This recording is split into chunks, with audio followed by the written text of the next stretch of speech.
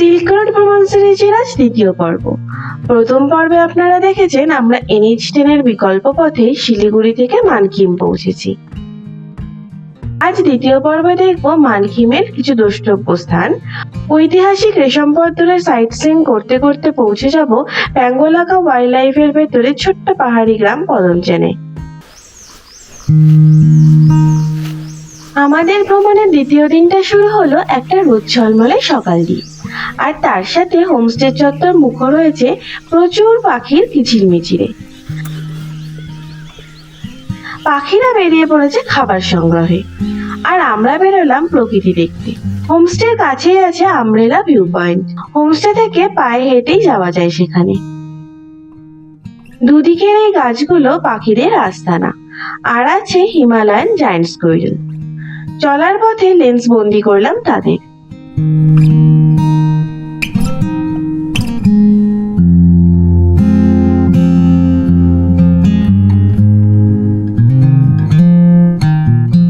কিছুটা হেঁটে এসে আরিতার লেকের প্রথম দর্শন পেলাম। জঙ্গলে ঘেরা পান্না সবুজ লেক আরিতার। এখানে রয়েছে আরো একটা হোমস্টে।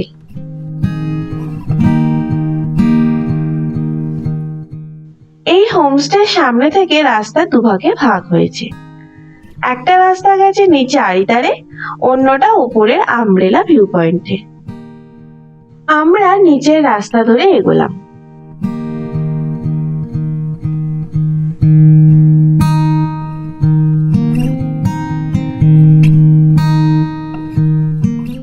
হাতে সময় কম, তাই আরিতার অব্দি যাওয়া গেল না। কিছু দূর গিয়ে আবার উপরে উঠে এলাম।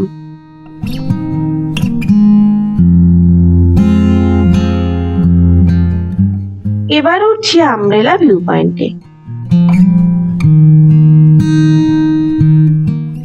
এই বড় ছাতাটার জন্য এখানের নাম হয়েছে আমব্রেলা ভিউ পয়েন্ট।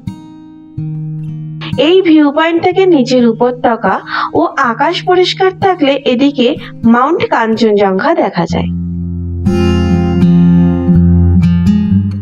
আর দেখা যায় বাদিকে পাহাড়ের ওপরে কাঞ্চনজঙ্ঘা মিরর হোমস্টেকে। ওই যে পাহাড়ের মাথায় বিল্ডিংটা, ওটাই Kanchenjunga mirror homestay. Check out করে আমরা বেরোলাম পদমচেনের উদ্দেশ্যে। পথে দেখবো সাইট সিইং। প্রথমেই এলাম হোমস্টের কাছে এই মনাস্ট্রিতে। মনাস্ট্রি এখন বন্ধ। মনাস্ট্রির পাশ দিয়ে রাস্তা চলে গেছে ভিউ পয়েন্টে, যেখান থেকে আরিতার লেকের বার্ড আই ভিউ সব থেকে ভালো পাওয়া যায়।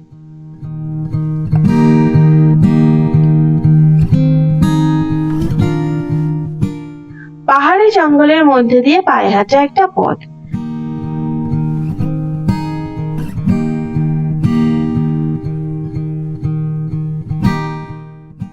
চারিদিকে হরেক রকম পাখি আর প্রজাপতির ওড়াউড়ি।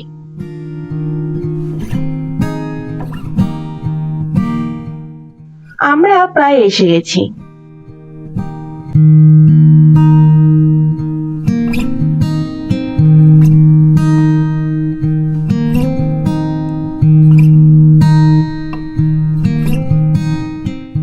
এখান থেকে আরিতার লেকের দৃশ্য সত্যিই মনোরম। আমরা এলাম আরিতার লেকে।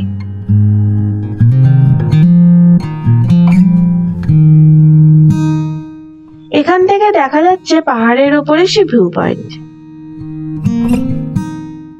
স্থানীয়দের বিশ্বাস এই প্রাচীন আরিতার লেকের জল অতি পবিত্র। বৌদ্ধদের কাছে এর গুরুত্ব অপরিসীম। প্রাচীনকালে সিকিমের রাজারাও এই লেককে বিশেষ গুরুত্ব দিতেন।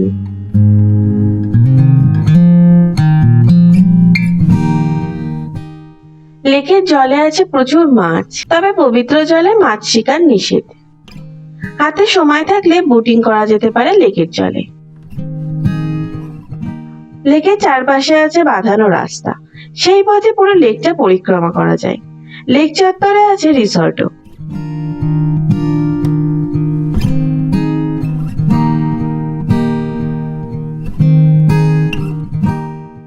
আরিতার লেক দেখে আবার পথ চলতে শুরু করলাম। এলাম দালাপচাঁদ গ্রামে।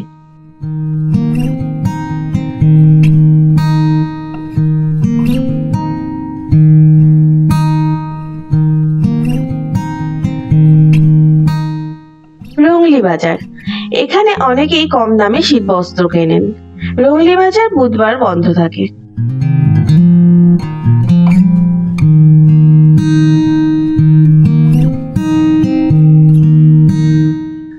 রুংলি বাজার থেকে বেরিয়ে আমরা এসে পড়লাম প্যাঙ্গোলাকার বাফার জোন আগামলোকে।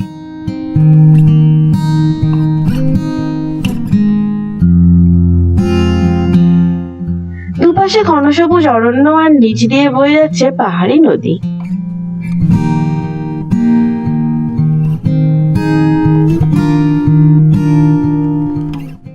চলতে চলতে নদীর পাড়ে একটা বাড়ির দিকে চোখ আটকালো। বাড়িটার ব্যালকনিতে বসে আছে জংলি ময়ূর। এখান থেকে সেনাবাহিনীর অনুমতি নিতে হয়। কিউখোলা ওয়াটারফলস আজকের শেষ সাইট সিন। ওয়াটারফলসে জল এখন অনেক কম, বর্ষাকালে এর রূপ ভয়ঙ্কর হয়।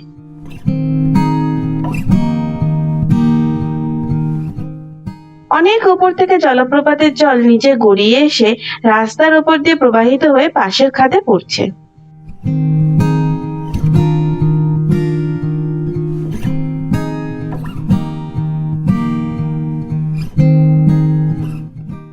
আমরা চলে এসেছি লোয়ার পদমচেনে।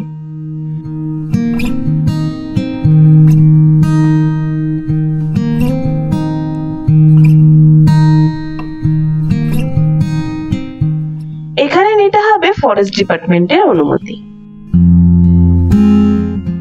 অবশেষে আমরা এসে পৌঁছলাম আমাদের দুদিনের আস্তানা তাকচি হোমস্টেতে।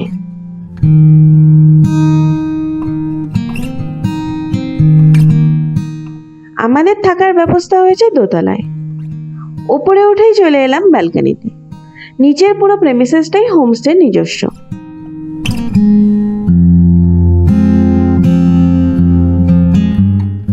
এটা আমাদের রুম। রুমের জানলা দিয়ে উপভোগ করা যায় প্রাকৃতিক শোভা। শুধু তাই নয়, তাকচি হোমস্টের প্রেমিসেসেই দেখা যায় বেশ কিছু রেয়ার হিমালয়ান বার্ডস। রুমগুলো বেসিক কিন্তু অসম্ভব পরিষ্কার আর ওয়েল মেনটেন্ড। বাথরুমও নিট অ্যান্ড ক্লিন আর গিজারও আছে।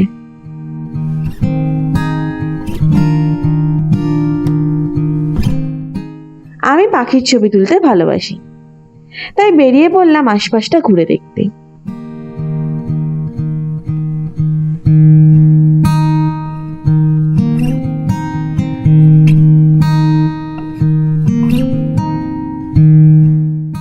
এই রাস্তাটা ভীষণ দুর্গম আর নির্জন, তাই এখানেই এলাম পাখির খোঁজ করতে।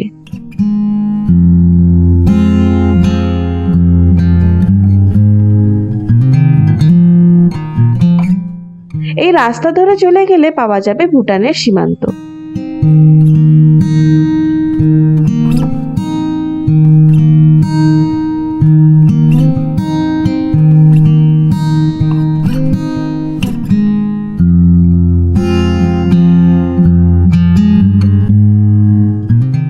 হোমস্টেতে ফিরে এসেই দেখি উঠোনে কালিজ প্রেজেন্ট। রাত্রে মুষলধারে বৃষ্টি। কালকের আবহাওয়া কেমন হবে কে জানে। আপনারাও যদি জানতে চান চ্যানেলটিকে সাবস্ক্রাইব করে রাখুন। আজকের পর্বটা এই পর্যন্তই। আগামী পর্বে আমরা পদমচেন থেকে যাব জুলুক।